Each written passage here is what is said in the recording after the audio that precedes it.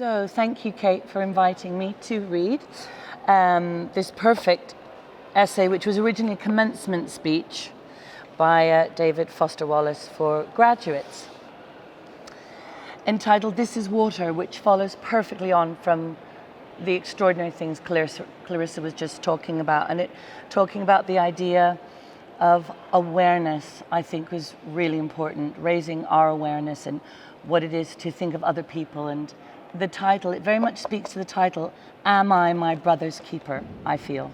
It's very much in this essay. So This is Water by David Foster Wallace.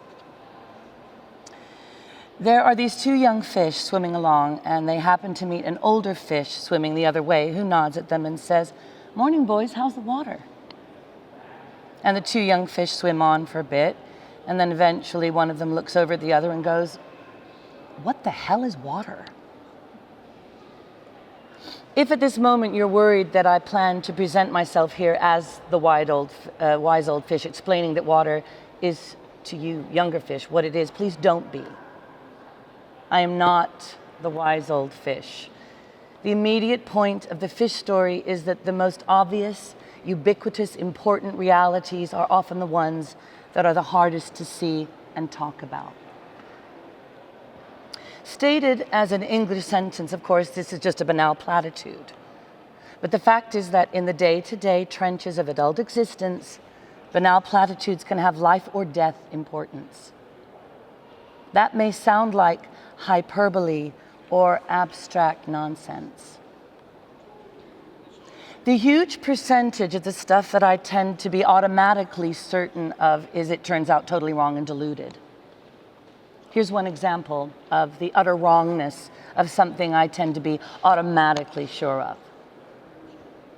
Everything in my own immediate experience supports my deep belief that I am the absolute center of the universe, the realest, most vivid and important person in existence. We rarely talk about this sort of natural, basic self-centeredness because it's so socially repulsive. But it's pretty much the same for all of us deep down. It is our default setting, hardwired into our boards at birth. Think about it. There's no experience you've had that you were not at the absolute center of. The world as you experience it is right there in front of you, or behind you, to the left, right of you, on your TV, your monitor, whatever. Other people's thoughts and feelings have to be communicated to you somehow, but your own are so immediate, urgent, real. Okay, you get the idea. Yeah. But please don't worry that I'm getting ready to preach to you about compassion or other directedness or the so-called virtues. This is not a matter of virtue. It's a matter of my choosing to do the work of somehow altering or getting free of my natural, hardwired default setting, which is to be deeply and literally self-centered, and to see and interpret everything through this lens of self. People who can adjust their natural default setting this way are often described as being well-adjusted, which I suggest to you is not an accidental term. Given the triumphal academic setting here, an obvious question is how much of this work of adjusting or default setting involves actual knowledge or intellect? This question gets tricky. Probably the most dangerous thing about a college education, at least in my own case, is that it enables my tendency to over-intellectualize stuff, to get lost in abstract arguments inside my head, instead of simply paying attention to what's going on right in front of me.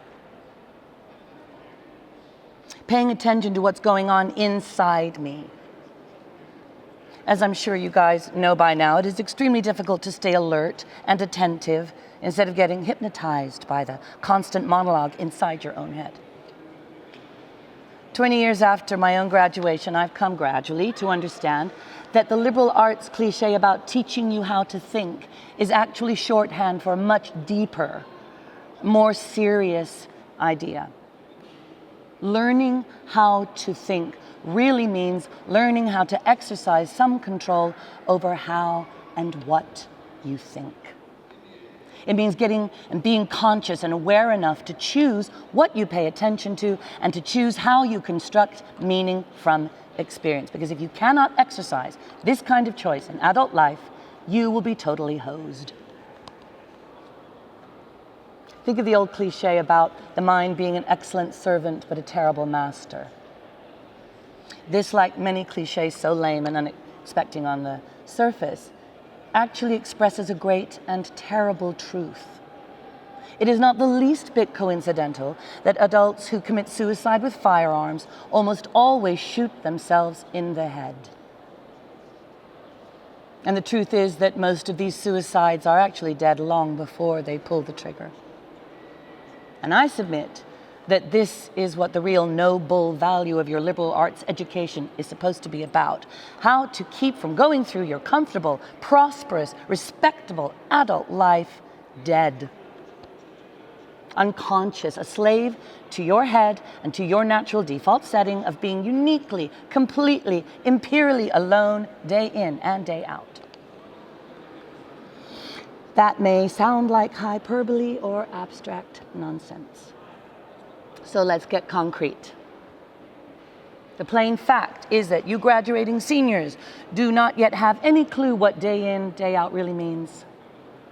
There happen to be whole large parts of adult American life that nobody talks about in commencement speeches. One such part involves boredom, routine, petty frustration. The parents and older folks here will know all too well what I'm talking about. By way of example, let's say it's an average day and you get up in the morning, go to your challenging job and you work hard for 9-10 hours, and at the end of the day you're tired and you're stressed out and all you want to do is go home, have a good supper, maybe unwind for a couple of hours, then hit the rack early because you got to get up the next day and do it all again. But then you remember there's no food at home, you haven't had time to shop this week because of your challenging job, and so now after work you have to get in your car and drive to the supermarket. It's the end of a work day. Traffic's heavy, bad. So getting to the store takes longer than it should. And when you finally get there, the supermarket is very crowded because, of course, it's the time of day when all the other people with jobs also try to squeeze in some grocery shopping. And the store is hideously fluorescently lit and infused with soul-killing music or corporate pop. And it's pretty much the last place you want to be, but you can't just get in and quickly out. You have to wander all over the huge overlit store's crowded aisles, find the stuff you want. You have to maneuver your junky cart through all these other tired, hurried people with carts. And, of course, there are also the glacially slow old people, spacey people with ADHD kids who all block the aisle. You have to grit your teeth. You try to be polite as you ask them to let you buy. And eventually, finally, you get all your supper supplies, except now it turns out that there aren't enough checkout lanes open because even though it's the end of the day and in the rush, so the checkout line's incredibly long, which is stupid and infuriating, but you can't take your ferry out on the frantic lady working the register. So anyway, you finally get to the checkout line's front and pay for your food, and you wait to get your check or card authenticated by the machine, and then get told, "Have a nice day," in a voice that is the absolute voice of death. And then you have to take your creepy, flimsy plastic bags of groceries in your cart through the crowded, bumpy, littery parking lot, try to load your bags in the car in such a way that everything doesn't fall out of the bags, roll around in the trunk on the way home. Then you have to drive all the way home through the slow, heavy SUV, intensive rush hour traffic, etc., etc. The point is that petty, frustrating crap like this is exactly where the work of choosing comes in. Because the traffic jams, crowded aisles, long checkout lines give me time to think. And if I don't make a conscious decision about how to think, what to pay attention to, I'm going to be pissed and miserable every time I have to food shop, because my natural default setting is the certainty that situations like this are really all about me. My hungriness, my fatigue, my desire to just get home. And it's going to seem for all the world like everybody else is just in my way. And who are all these people in my way? And look at how repulsive most of them are, and how stupid and cow-like and dead-eyed and non-human they seem here in the checkout line. Or at how annoying and rude it is that people are talking loudly on cell phones in the middle of the line. And look at how deeply unfair this is. I've worked really hard all day and I'm starved and tired. I can't even get home to eat and unwind because of all these stupid goddamn people. Or, of course, if I'm in a more socially conscious form of my default setting, I can spend time in the end of the day traffic jam, being angry and disgusted at all the huge, stupid lane-blocking SUVs and Hummers and V12 pickup trucks burning their wasteful, selfish 40-gallon tanks of gas. And I can dwell on the fact that the patriotic or religious bumper stickers always seem to be on the biggest, most disgustingly selfish vehicles driven by the ugliest, most inconsiderate and aggressive drivers who are usually talking on cell phones as they cut people off in order to get just 20 stupid feet ahead in the traffic jam. And I can think about how our children's children will despise us for wasting all the future's fuel and probably screwing up the climate, how spoiled and stupid, disgusting we all are, and how it all just sucks, and so on and so forth. Look, if I choose to think this way, that's fine. Lots of us do. Except that thinking this way tends to be so easy and automatic, it doesn't have to be choice. Thinking this way is my natural default setting. It's the automatic unconscious way that I experience the boring, frustrating, crowded parts of adult life when I'm operating on the automatic unconscious belief that I am the center of the world and that my immediate needs and feelings are what should determine the world's priorities. The thing is that there are obviously different ways to think about these kinds of situations. In this traffic, all these vehicles stuck and idling in my way, it's not impossible that some of these people in SUVs have been in horrible auto accidents in the past and now find driving so traumatic that their therapist has all but ordered them to get a huge, heavy SUV so they can feel safe enough to drive.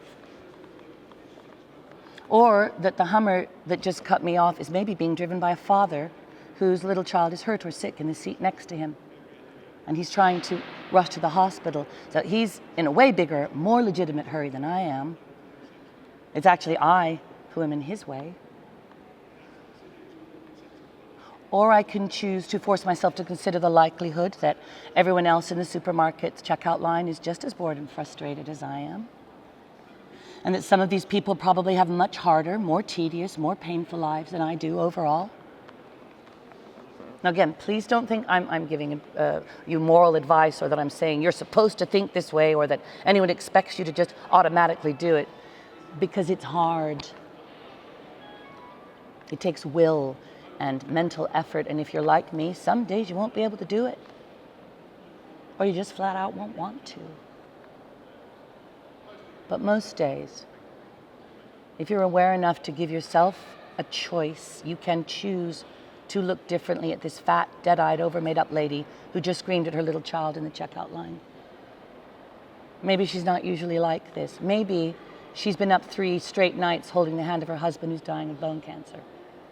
Or maybe this very lady is the low-wage clerk at the motor vehicles department who just yesterday helped your spouse resolve a nightmarish red tape problem through some small act of bureaucratic kindness. Of course, none of this is likely, but it's also not impossible. It just depends on what you want to consider.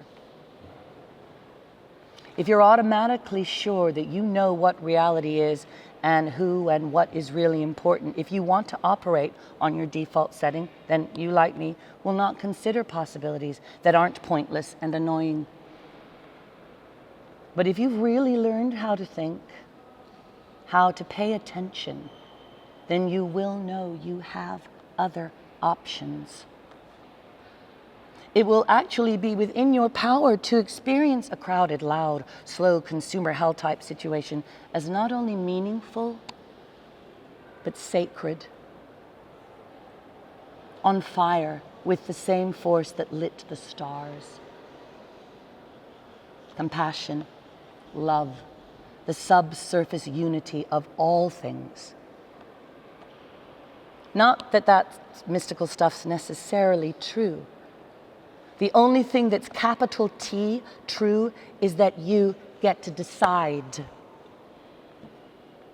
how you're going to try to see it. You get to consciously decide what has meaning, what doesn't. You get to decide what to worship, because there's something else that's true. In the day-to-day trenches of adult life, there's actually no such thing as atheism. Well, there's no such thing as not worshiping. Everybody worships. The only choice we get is what to worship.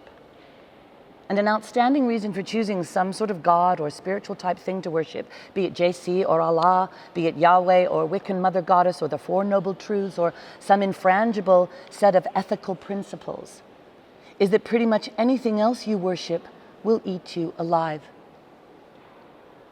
If you worship money and things, if they are where you tap real meaning into life, then you will never have enough. You'll never feel that you have enough.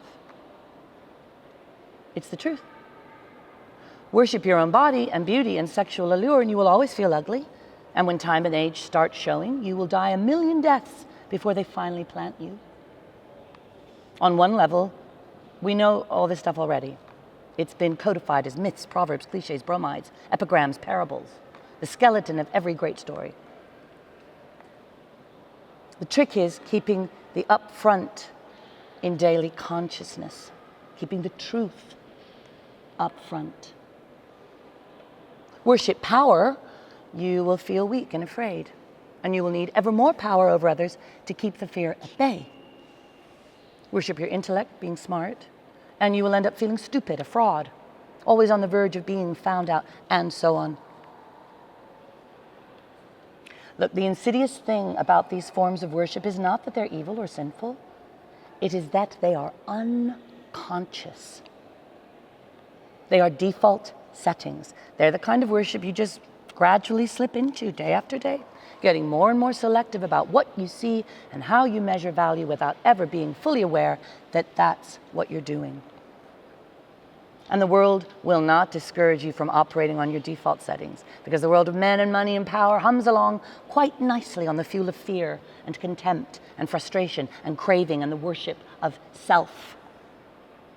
Our own present culture has harnessed these forces in ways that have yielded extraordinary wealth and comfort and personal freedom. The freedom to be lords of our own tiny skull-sized kingdoms, alone at the center of all creation. This kind of freedom has much to recommend it. But of course, there are all different kinds of freedom, and the kind that is most precious you will not hear much talked about in the great outside world of winning and achieving and displaying. The really important kind of freedom involves attention and awareness and discipline and effort, and being able truly to care about other people and to sacrifice for them over and over in myriad, petty, little, unsexy ways, every day. That is real freedom. The alternative is unconsciousness, the default setting, the rat race, the constant gnawing sense of having had and lost some infinite thing. I know that this stuff probably doesn't sound fun and breezy or grandly inspirational. What it is, so far as I can see, is the truth, with a whole lot of rhetorical bullshit pared away. Obviously, you can think of it whatever you wish, but please don't dismiss it as some finger-wagging Dr. Laura sermon. None of this is about morality or religion or dogma or big fancy questions of life after death. The capital T truth is about life before death. It is about making it to 30 or maybe 50 without wanting to shoot yourself in the head. It is about simple awareness. Awareness of what is so real and essential, so hidden in plain sight all around us, that we have to keep reminding ourselves over and over, this is water, this is water. It is unimaginably hard to do this, to stay conscious and alive, day in and day out. Thank you. Thank you so much for this opportunity.